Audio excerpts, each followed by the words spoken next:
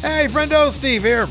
And Larson. And welcome back to Going In Raw, the only pro wrestling podcast you need to be listening to right here at youtube.com/Steven Larson. Available wherever podcasts can be found. And, of course, taped live at the Twitch, twitch.tv/Steve and Larson.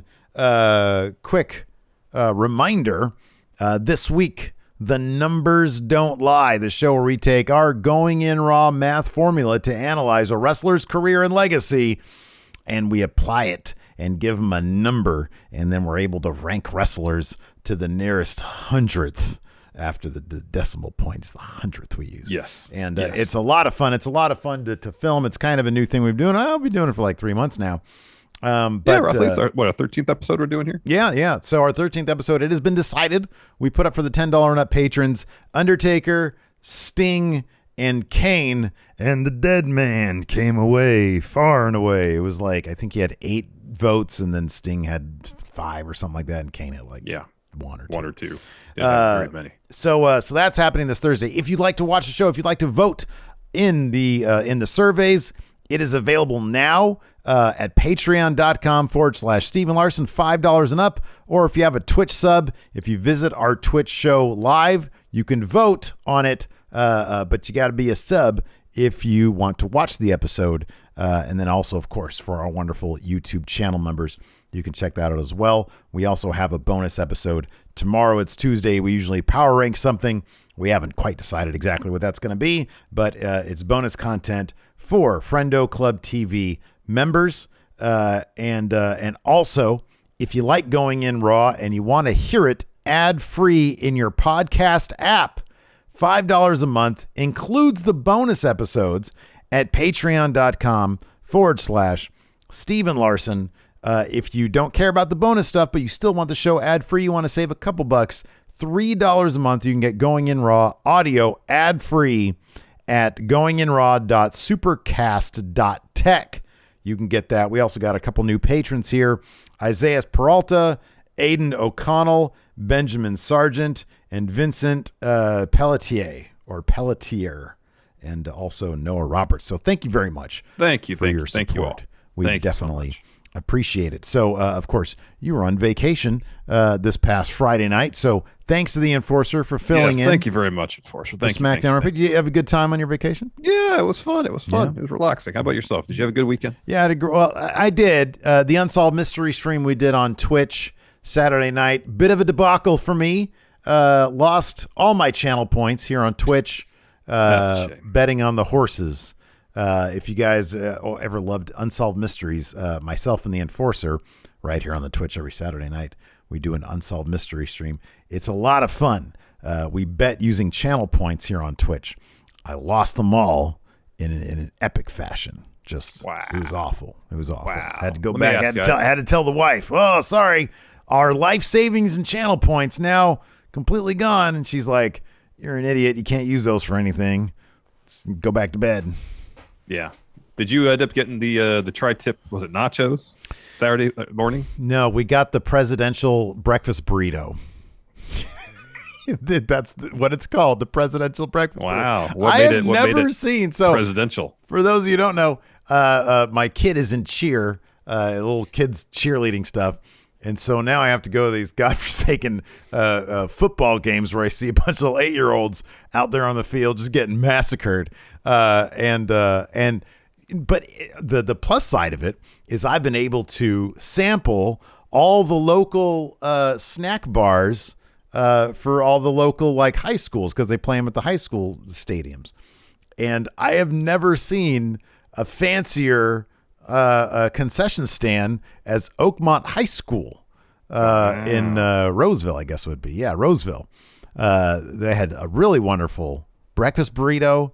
They had some sort of tri-tip nacho deal but I didn't get that. But what made the breakfast burrito presidential? That's my question.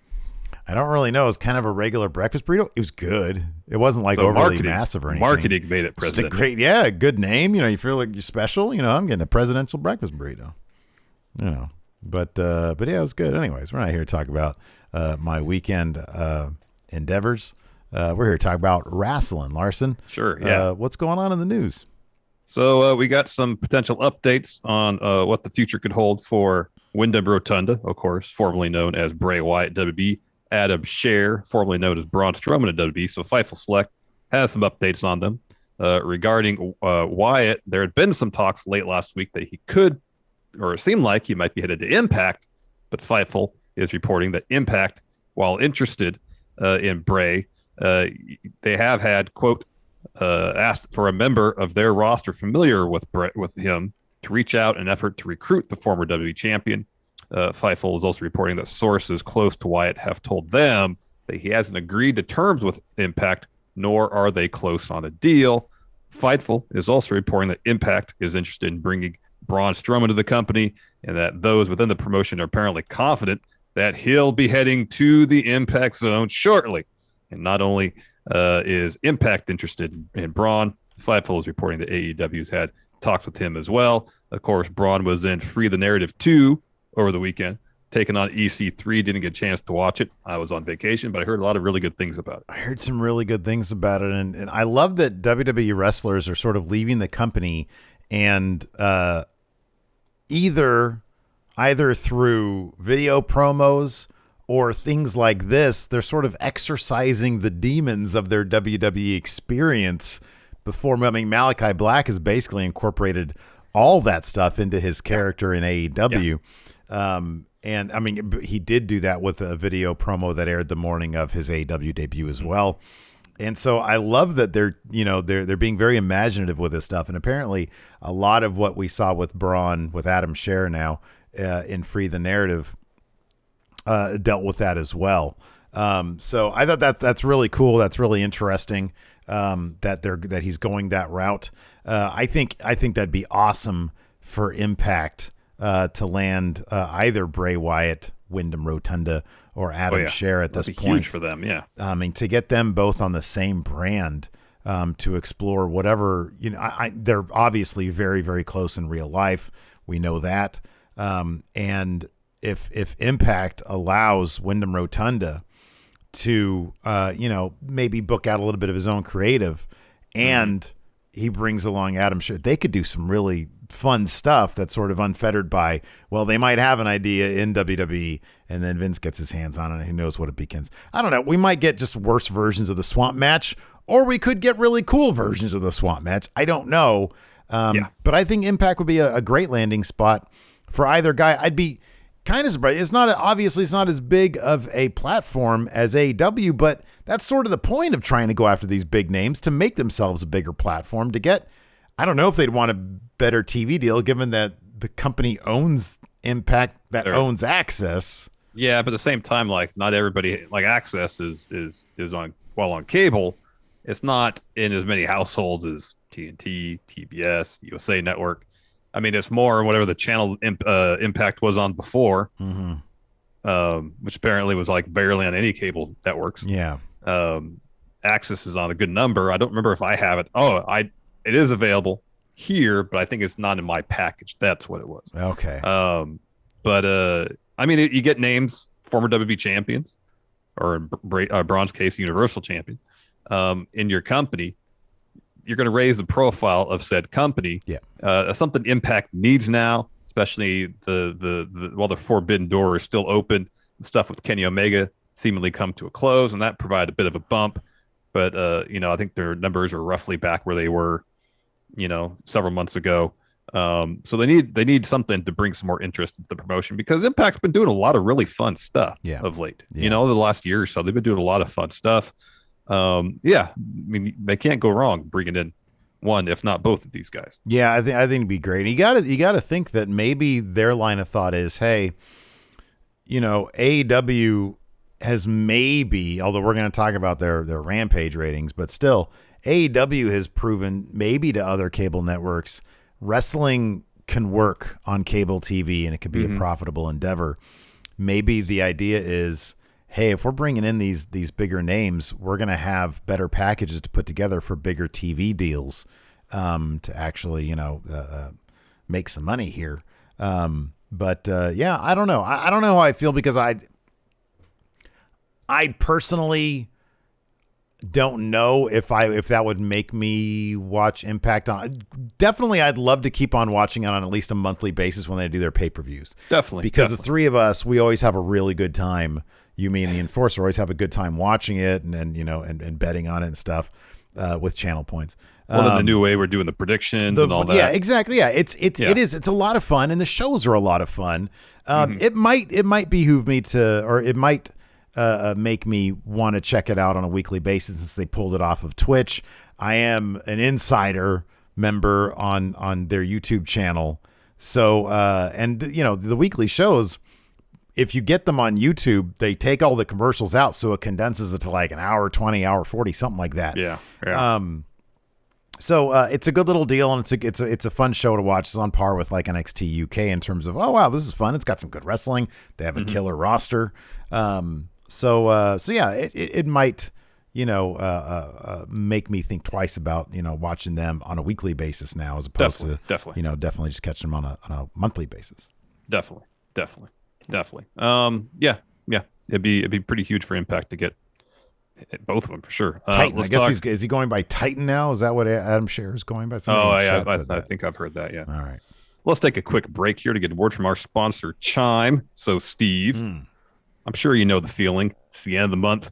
Maybe you're a little tight on money, so you got to deal with the stress of your account balance running low while you wait for payday. But then on top of that, you have the prospect of getting hit with that $33 overdraft fee if you happen to spend just a little bit too much. It's really enough to just make you pull the hair out of your head. Yeah, man. Overdraft fees have gotten out of control. In 2019, traditional banks took in $11 billion in overdraft fees. But we're here to tell you that Chime does things differently. Yeah, Chime is an award-winning app debit card that has saved its members more than $10 billion in overdraft fees thanks to Spot Me fee-free overdraft. Eligible members can overdraft up to $200 on debit card purchases and cash withdrawals with absolutely no fees. Now you deserve to have financial peace of mind. Join the millions of Americans already loving Chime. Sign up takes only 2 minutes and does not affect your credit score. Get started today at chime.com/raw. That's chime.com/raw. Banking services provided by and debit card issued by the Bancorp Bank or Stride Bank NA members FDIC. Spot Me eligibility requirements apply. Overdraft only applies to debit card purchases and cash withdrawals. Limits start at $20 and may be increased up to $200 by Chime. Chime member overdraft fee savings based on eligible members' use of Spot Me versus $33 average overdraft fee. Overdraft fee data based on bank rate checking account survey and CRL June 2020 overdraft fees report. Before we get back to the show, let's get a word in from our sponsor, Raycon. So there's a lot going on in the world these days, whether it's stuff I'm hyped for, like our 24-hour stream coming up later this month, or stuff I'd rather not think about, like fans arguing over what's better, AEW or WWE. Why can't they just like both? So, Larson, you can't always control the vibes out there, but you can control the vibes in your head with a pair of Raycon wireless earbuds in your ears. Yeah, whether I'm working or working out, pumping iron in my garage, or pumping up the tires on my bike, getting ready for a ride, my Raycons have been my go-to earbuds for on-the-go music and podcasts, and the new everyday earbuds look, feel, and sound better than ever. They've got an improved look and feel and include optimized gel tips for the perfect in-ear fit. Plus, you get to choose between 3 new sound profiles to make sure that whatever you're listening to sounds its absolute best. Pure mode for podcast and instrumental music, balanced mode for rock, and bass mode for hip-hop and EDM. And Raycons offer 8 hours of playtime, 32 hours of battery life, and a built-in mic so you can take calls on your earbuds with the touch of a button while starting at half the price of other premium audio brands and sounding just as good. Raycons even come with a 45-day happiness guarantee. Right now, Going In Raw listeners can get 15% off their Raycon order at buyraycon.com/raw. That's buyraycon.com/raw to save 15% on Raycons. Buyraycon.com/raw. Let's talk about WWE, about what's going on night 2 at Titan Towers. We got night 2 of the draft tonight on Raw. WrestleVotes is reporting that someone in creative has been pitching at least one potential huge SmackDown star going to Raw. Possible spoilers ahead. So if you don't want to hear it, like, put your fingers in your ears, mute the video, something like that. All right, you've been warned. This is what WrestleVotes had to say. Quote, WWE has done a better job this go around of keeping draft results wrapped up. Good job by them. Wait, can I interrupt real quick? Better job of keeping the draft results wrapped up, as in not literally posting the results before they happen like they did last year. 2 years ago. It's 2 years ago. 2 years ago. They literally couldn't have done a worse job 2 years ago. They published the results on their website. Anyways, I'm sorry. Continue. Yes. Where was I? Only speculation. This is WrestleVote still. Only speculation I heard over the weekend included a story about how a Raw writer banged the table for Finn Balor to be used in McIntyre's role. Now on Monday nights, we shall see. Ooh, greeter to Monday Night Raw. Hey, everyone. Welcome to Monday Night Raw. Real. Well, I don't know if they mean that aspect. I mean, I'd assume I interpret this as, like perennial guy who's in the main event. Yeah. Yeah, that'd be awesome. Babyface main eventer. Yes, that'd be great. That'd be awesome. That'd be great. I'd love to see that. Also, PW Insider reports Walter is in the U.S. This is what they had to say. Quote, one source told PWInsider.com over the weekend he was in the United States currently, so it should be interesting to see if his name comes up during the draft tonight. Mm-hmm. Walter going to Raw. That would be something else. That would be awesome. That would be fantastic. I'd love to see that. Often we lambaste WWE for just not doing the obvious cool thing. Now, Walter in the past has said he has no interest in being here on a full-time basis in the United States. He really enjoys his home in Europe. But let's face it, there's really nothing left for him to do in NXT UK. He had like a 8,000-day reign or 800-day reign or something like that. He is not a fit for NXT 2.0. No, keep him as far away from that dumpster fire as possible. Unless he goes back to the really colorful ring gear he used to wear in his early days wrestling. Like the pink singlet. The Volt and orange stuff. Yeah, right. I'd love to see him. I'd love to see him there. I mean, they do have an opportunity here to really shake things up. As you know, Hit Row was drafted up to SmackDown. I'm really excited to see what they can do there. That's very cool. The ring general to Raw or SmackDown, to be honest with you, they'd both be great. I mean, who wouldn't want to see, dude, could you Imperium versus the Bloodline? We all know what the final result would be, but it's the journey that matters, and seeing Walter chop the shit out of Roman Reigns would be worth it alone. I mean, that would be absolutely stellar stuff. Hopefully they protect him and keep him super strong. But yes, as we saw in Survivor Series a few years back, doesn't seem to be a high priority protecting Walter, though. No, there doesn't. But maybe if he's going to make this commitment and move to the United States, maybe there are certain assurances that they have given him. I would hope, because he didn't seem. I mean, he was public about not being super happy about the Survivor Series stuff. Yeah. So you would think that maybe he'd say, "Hey, listen, I'm fine where I am. I can walk now. What are you going to give me?" It's just Arnold. Yeah. I'm just doing Arnold at this point. Yeah, no. Yeah. Anyways. Let's talk about the rest of the draft results following SmackDown. These were announced on Talking Smack on Saturday. Raw selected Akira Tozawa, Alpha Academy. That's a brand change. Mm-hmm. Apollo Crews, Commander Aziz. Brand change. They moved brands. Dewdrop. Same brand. Drake Maverick. Same John brand. Morrison. Same brand. Nia Jax. Same brand. Reggie. Same brand. R-Truth. Same brand. T-Bar. Broken up? Yes. But for T-Bar, same brand. Same brand. And Zelina Vega. Different brand. Change brand. Yes. Brand change. SmackDown. They drafted Aaliyah. That's a call up there. Brand new. Yeah. Drew Gulak. Brand change. Thank God. Thankfully. Mace. Split up. Brand change. Mansoor. Brand change. Mustafa Ali. Brand change and stayed together. Smart move. Smart move. I think they're going to do pretty well on SmackDown. And then Tony Storm. Same brand. So let's go. Let's talk about some of these, man. Akira Tozawa. The 24/7 division largely remains the same, except for one a big change, and that's Drew Gulak heading to SmackDown. I would have said put him with Alpha Academy, but they're going to Raw now, which is interesting given that they had their eyes on the SmackDown tag titles. Yeah. But this goes to show that they're just sort of doing stuff. Maybe they looked at the tag teams, after the tag team situation. Look, let's be honest. They do this shit on the fly, man. Like, they have the big names that they want to change, and then they probably go through and they're like, oh, what do we do this? I mean, there was that year that they changed Triple H from one brand and then back to the same brand in the same day. And I think it was literally because, like, when they were like, oh, wait. Like, during the show. Oh, yeah. That probably doesn't work. This isn't working out. Yeah, this show is stronger than this show. We got to send Triple H over there. Yeah. It made no sense whatsoever. Yeah. So tonight they have, we'll get, there's a Raw preview later, but they have the second half of the roster eligible. So Becky, Seth, so on. I would not be surprised if the Viking Raiders move brands at this point. Yeah, they've kind of done what they're going to do on Raw. Yeah. It's a new feud between them and the Usos. Assuming the Usos, I believe, are eligible to be drafted tonight. See where they land.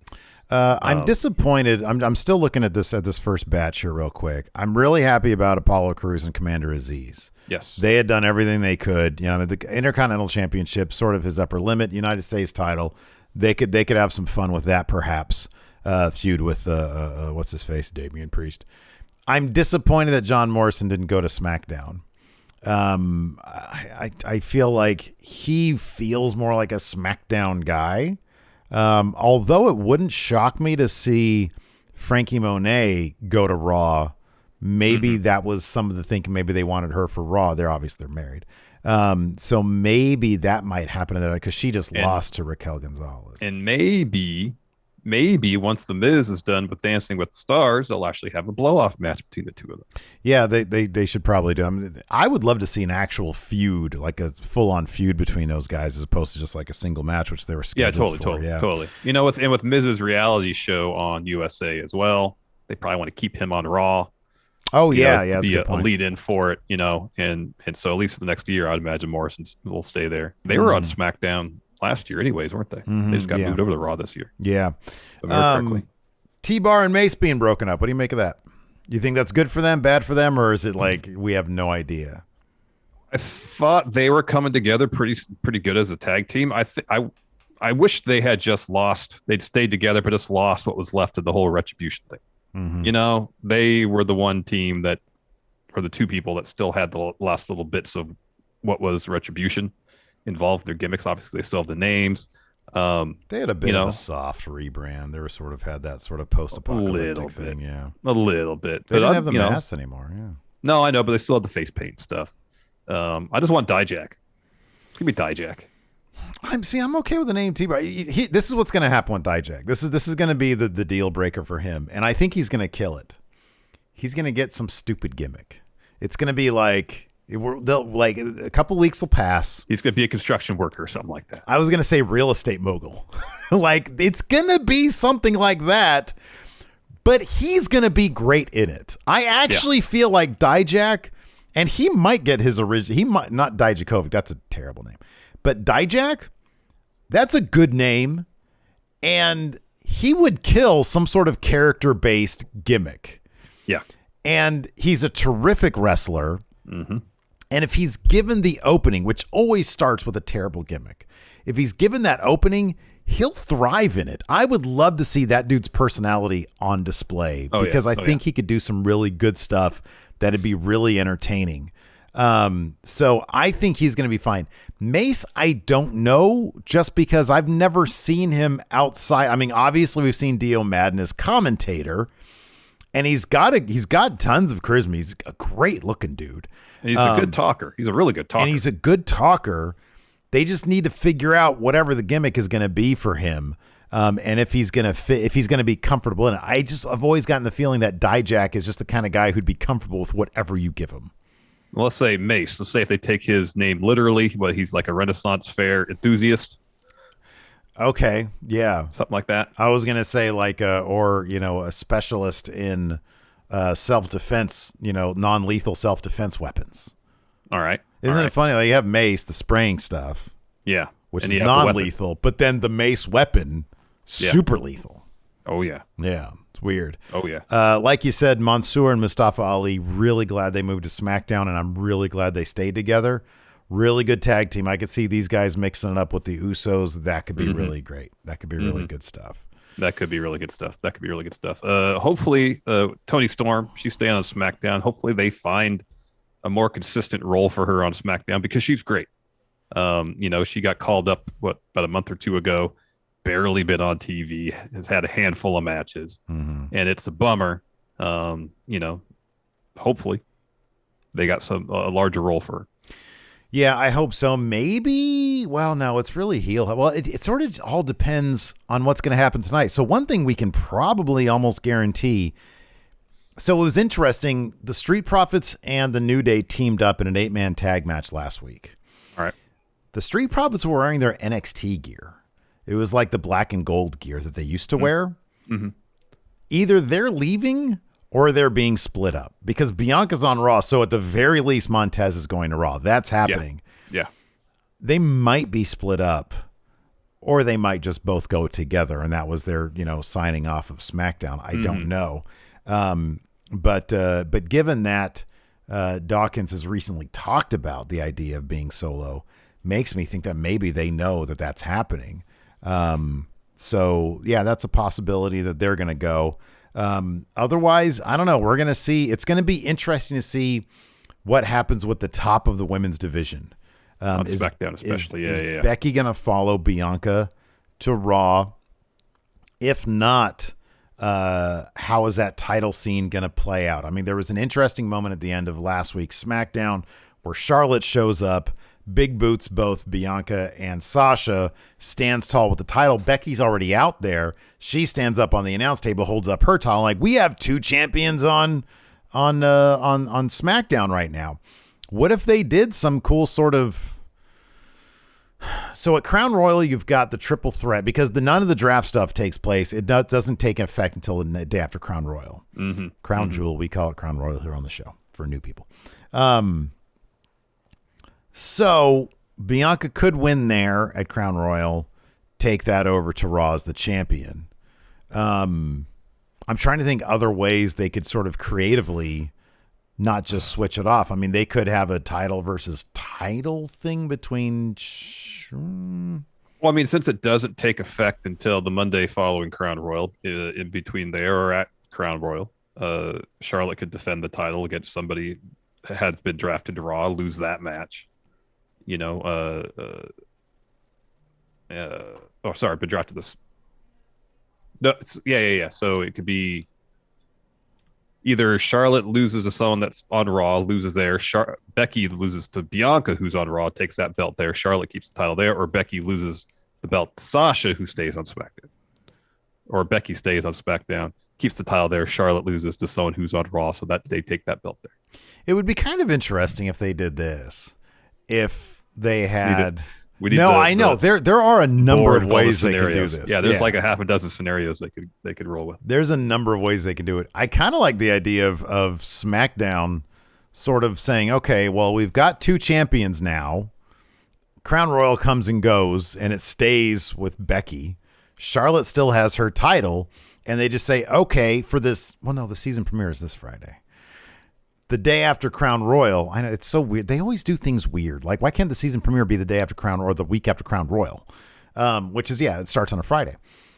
You have the two champions fight each other to determine who gets to be champion of SmackDown, the SmackDown champion. And then maybe, like, I don't know, the winner of Crown of the Queen's Cup, if they're a Raw person, maybe they get a shot. I don't know. You do something cool on Raw to make somebody win it over there. You know what I mean? Yes. That's what I want to see. I just want to see people fighting for the title. That's all I care about. None of this. Here, I'm this. Belts. Yeah, here are those trade belts. I hate that stuff. So, yeah. Yeah, I don't like it either. Yeah, have some competition involved in determining these champions as opposed to just trading belts, you know? Yeah, exactly. That'd be great. Let's talk Rampage. I didn't watch it this week. Sounded like it had some good matches, though. Want to check out Danielson versus Nick Jackson for sure.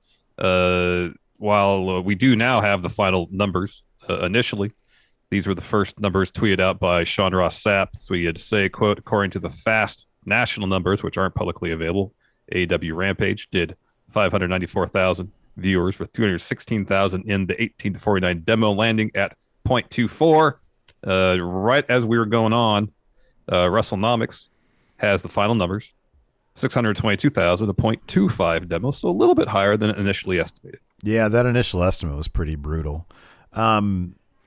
It's a bad time slot. It's an awful time slot. It's a bad time slot. But they also don't help. I mean, I just wonder if it's okay. We know we're in a bad time slot and we can't pop the ratings every week.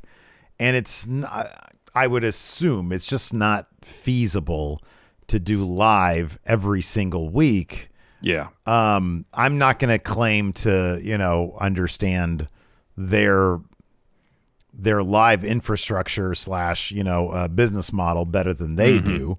Mm-hmm. But clearly, if it was live, they have a better chance at getting better numbers. If it had a different time slot, it would have a better chance at getting better numbers. But I'll be honest with you, they kind of need to up the story stakes a bit for people to care. Like, look, matches are great.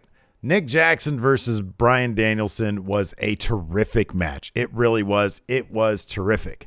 That being said, Orange Cassidy versus Jack Evans hair versus hair is not a very compelling story beat. It's just not. Honestly, probably the no DQ match, the triple threat match, which was, I thought, pretty good. It wasn't without its issues, but I thought it was pretty good. Probably should have main evented, and you probably wanted some sort of, there wasn't like a contendership on the line there, I don't think. It didn't have much in terms of stakes. And that's the kind of thing that might be helpful if that had stakes. Hey, who's going to challenge Britt Baker next? Mm-hmm. So yeah, I do think that Rampage, if you don't want to become WCW Thunder, maybe up the stakes a little bit. Maybe add some story beats to it that actually matter.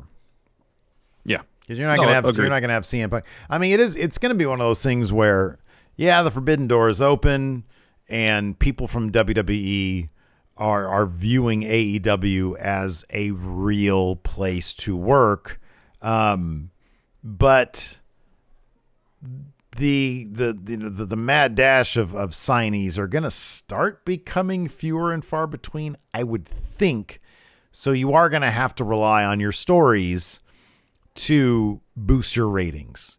Compelling stories is going to have to be the thing in the end that gets people to come back to your show and to continue to grow your audience with just cool shit happening with who you have. And if that's the case, then you can grow Rampage numbers even in that terrible time slot. To a degree, yeah. I still think the time slot's going to hamper them.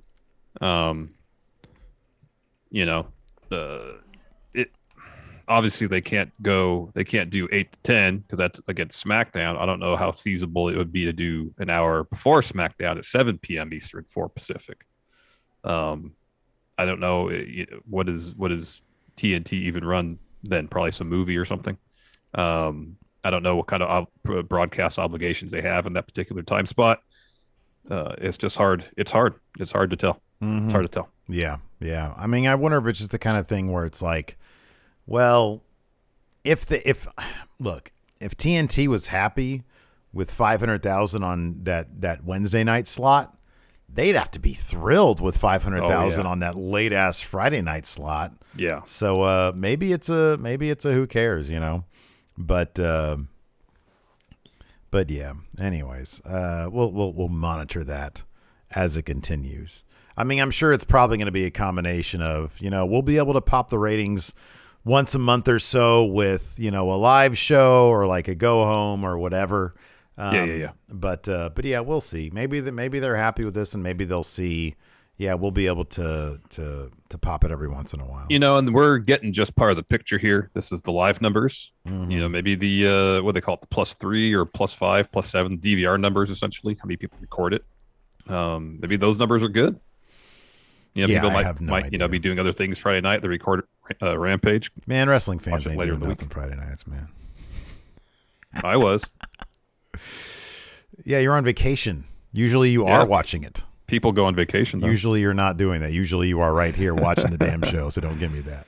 Anyways, you know what we're going to have to do? We're going to have to watch Raw. We have a Raw preview. I will be recording that. And then, I will definitely be recording that. Yeah. I will DVR that and then watch it until I can fast forward through commercials. Yeah. So all tonight is we got more draft. And then we've got Goldberg returning for the first time since SummerSlam for more Bobby Lashley action. Man, Lashley's going to lose that match, and that's going to be a bummer. Yeah, man, but Goldberg's in that giant Saudi Arabia payoff. He loves that money. Yeah, that match is going to be absolute shit. And it's going to be even more. You know, it's one thing if it was like the SummerSlam match where Goldberg just gets annihilated to the point where he literally can't move anymore. And you're wondering, is he just selling or is he so old that he can't That's go? how I felt this SummerSlam. I was like, did he really hurt himself? I know. We were sitting there thinking, oh, my God, he really just – but like they're going to have to, you know, do something about this match. And, you know, I don't know, man. It's going to be an ugly-ass match. But at the same time, it's kind of like NXT 2.0 where it's like, yeah, I don't want to see a Goldberg match. But if you put it in front of me, if I have to watch it because of my job, I'll watch it with intrigue because this old man could really fuck himself up. I mean, all that's true. Anyways, I want to answer some questions. Yeah, sure. Let's talk about the G1 really quick. This is the only thing I want to talk about. Chase Owens beat Tanahashi in 10 minutes, clean. What the hell? What? No one on our board saw that. What's the latest? What's the latest on that, Larson? You and Enforcer are tied at 28, I believe, and I have 26 points. Oh, basically a dead heat. With a lot of matches still to come. There's like 5 more months left of the G1. Well, it's till the 21st. Just 3 more weeks. Right? The 21st of March. This thing doesn't wrap up till forever. Man, oh man. I mean, Joe Juarez here says the G1 is known for having shocking upsets. I thought we had that already when Yujiro Takahashi beat Kota Ibushi. I didn't think Chase Owens had any chance of beating the Ace. Chase Owens and the Ace? What the hell? Oh, Twinewinder says the story was Jay White coached Chase on how to beat Tanahashi. Could Jay Coach White... of the Year award for Jay White. Right? Man, I don't know who gets the coach. Jay White or Arn Anderson, who seems to be in the running for like the Razzie for Coach of the Year. Yeah, that was pretty shocking when I saw that. I'm like, oh my gosh, really? Massively surprising. Yeah, that was nuts. And then Evil and Dick Togo, more shenanigans against their own Bullet Club guy. Yeah, that's crazy. A pretty interesting story. I think about 5 matches in so far is that both Okada and I believe Jeff Cobb are undefeated in B block action. Yeah, man. They meet on the final night. Oh, that's a thing. So you would assume whoever wins that match, probably Okada, is going to be winning that block. But it's pretty darn cool they're giving Jeff Cobb this kind of run. Oh, it's huge. In the G1. It's pretty amazing. It's huge. Let's see. Amazing. I've got good. I've got Okada winning that match too. Nice. Good job, me. So do I. I mean, the story I thought was Okada was going to get off to a slow start, pick up, and that match against Cobb would be for the block. Yeah. He's on a good start. Yeah, he's going to maybe go undefeated this whole thing. He's going to have an even better continuation of stuff. I don't know. Let's answer some questions, dude. Let's answer some questions. Yeah, that sounds like a great idea. Juan Guerrero Jr., in retrospect, which event do you think will be remembered as being more significant? All In 2018 or All Out 2021? Gotta be All In. You'd think without All In, there would be no All Out 2021. There would be no All Out. Yeah, It's well, you got Tama Tonga winning a lot of matches. Bad move, Steve. What is this? Number of horses on Unsolved Mysteries? I mean, you're tied for the lead, so you can't be too upset with yourself. Still a lot of time left, man. A lot of time left. That's true. Nick, the White Brownie, with Hit Row being a surprise draft pick, especially considering Swerve is still the North American champion. What other NXT talent or talents would you guys consider a surprise if drafted? A surprise. Who would actually surprise you? Like Tony D'Angelo would surprise me. I think anybody from the 2.0 class, save for maybe Braun Breaker, would surprise me.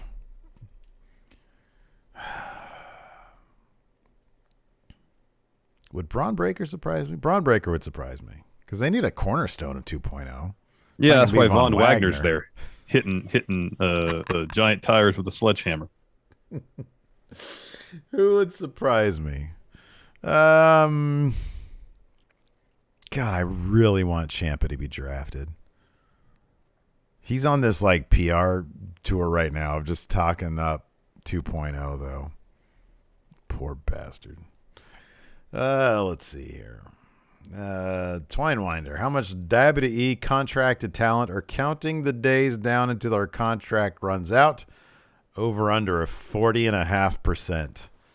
It's under.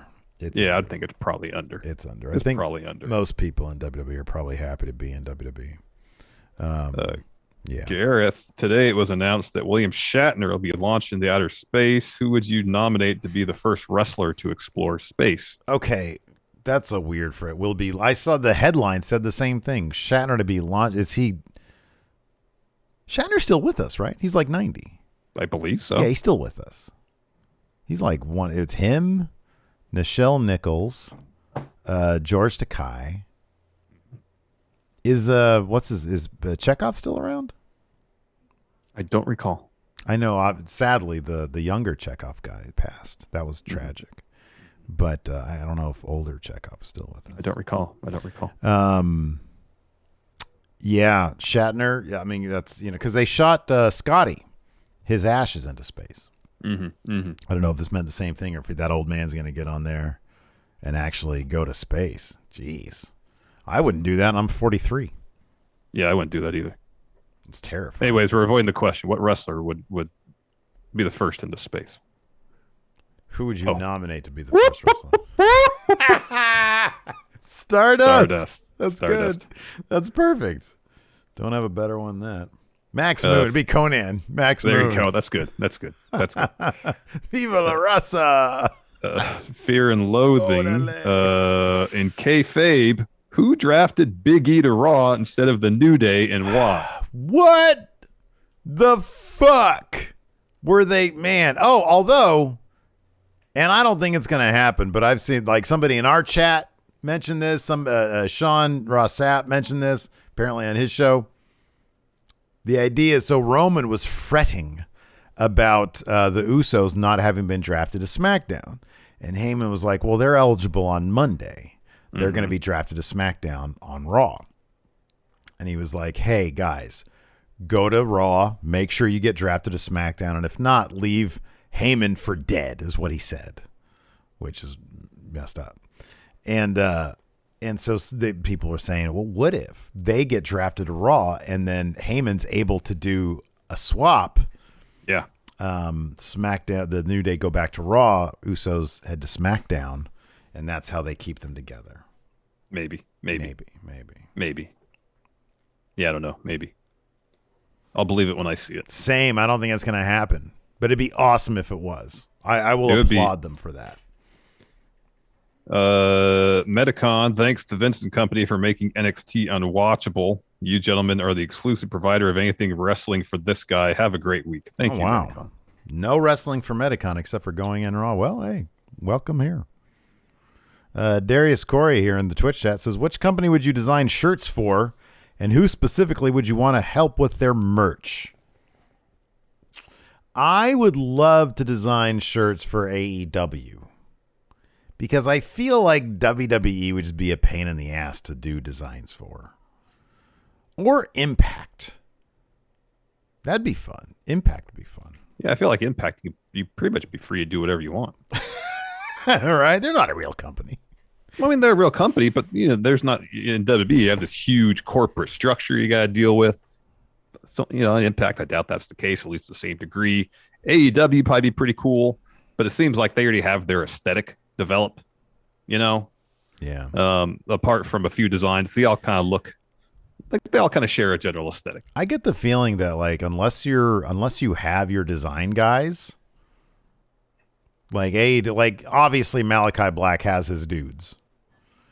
Everybody else probably just has, AEW designers Mm-hmm. who are fine. The Adam Cole one is kind of not great. But the Super Click shirt was great. That was really good. You're right. Lord Ziffer, rumor has it that a writer at Raw was fighting for Finn to get drafted there and to help fill the, we talked about that. He says, do you see Finn becoming world champion by SummerSlam of next year? That'd be lovely. The chances of Finn winning a world title are increased a millionfold going to Raw. I mean, he's had a shot against Roman for the title there. Didn't work out for him. It's not going to so long as Roman's there. champion. It's a brick wall over. Go to Raw, your chances of becoming champ drastic go up. Especially if people there really wanted him. Yeah. So it's possible. Likely? I don't know, but possible for sure. I think it's as likely as anything else. I think that's as likely as Big E retaining till SummerSlam of next year. The Wild Dude, you've both gone on a vision quest to find Steve's missing channel points. Where are you sitting at right now, Steve? Where am I sitting right now? No, channel points. I know where you're sitting. You're sitting in front of your computer. Yeah, sorry. Okay. I got 1,500. Have you gotten any during this whole show? Yeah, remember I started with 1,200. Oh, okay. Unsuccessful in this endeavor, you decide to hitchhike home. Standing in the desert for an hour, you finally get a car to pull over. The door opens, and out comes Arn, armed with a Glock. What do you do? I'd say, oh man, you're the enforcer. You're the master of the spine buster. Can I get a ride with you, sir? Can I get please, sir. As long as I don't come off as threatening and that I'm trying to take his car, then I think I'll be fine. Unless the guy literally just goes and finds hitchhikers to murder them. If he has a blood, I'm done for. Whether it's Glock or spine buster, I'm done for. I can't eat a bullet or a spine buster at my age. No. And I can't even try to give him a black mass because he'll block that. It's true. That's true. I'd appeal to him, and if that doesn't work, it just might be the end of Steve. I mean, to be honest, I don't know if you could even deliver a black mass, for him to block, unless it's delivered like at his hip or knee. Or ankle. And I can't either. I can't do a spinning head kick. I couldn't do that. Ankle probably, yeah. Yeah. I'd get winded just like turning around. Exactly. Same here. NJWP, who's currently in the better situation? Bobby Fish and Adam Cole or Roderick Strong and Kyle O'Reilly? It's Bob Fish and Adam Cole. What kind of question is this? It's Bob Fish and Adam Cole. What kind of question is this, Speedy Nick? NJWP? What? Nobody's in it. The only person in 2.0 that's in a good situation is Braun Breaker. And that's it. Exclusively Braun Breaker.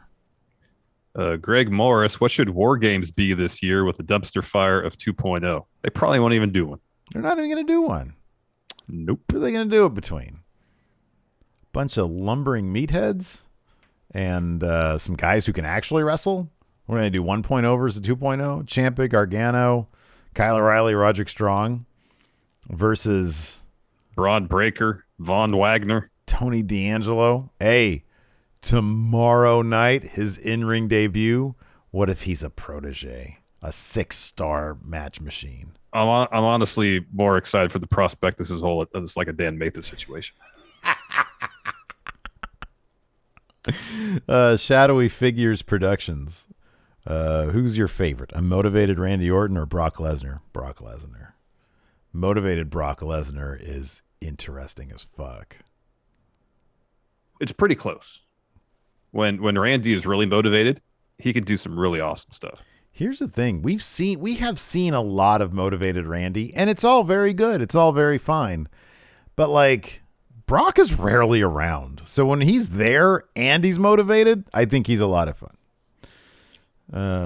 Zachary Scarpole. If you could pick one current wrestler to redo Heath Slater's free agent gimmick after this draft, who would you pick? It actually would have been Drew Gulak. Oh, that's a good answer. You could have got a PowerPoint presentation about Yeah, why he provides great value for your brand. Yeah, that's good. I like that one. Blake Elizondo, put on your best Vince Russo hat. What hotshot angles, half-baked stories, and terrible ideas can you come up with so NXT 2.0 can beat AEW? Braun Breaker discovers the wonders of bath salts and starts wrestling butt-ass naked. You want edgy? There's your edgy. Sweaty. They have to blur. They pixelate out his front area. Yeah. Yeah. I mean, that would be edgy, all right. Yeah. Be that. White Brownie says Von Wagner discovers a dead body. Von Wagner discovers a dead body. He's hitting his giant tire with the sledgehammer. He's all, that doesn't smell right. Sure enough, there's a corpse in there. That's amazing.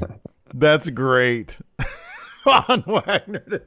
And every week it's just like a vignette outside, and he's like, every week it's in at more advanced stages of rigor mortis. Ugh. And he's like, I don't want to call the cops. They might think I did this. So then it's just him on, then he has to go on the lam. The cops. That's a good story. Yeah. Wow. We might have to do like a fanzine about that, man. There you go. Some See, this made Von Wagner interesting. Oh, White Brownie, that was great. All right, anyways, that's going to do it for us. Thanks, everybody, for tuning in. We appreciate it.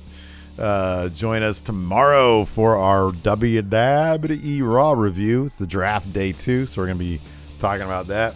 Twitch stat, stick around. We'll go ahead and raid somebody. Till next time, we'll talk to you later. Goodbye.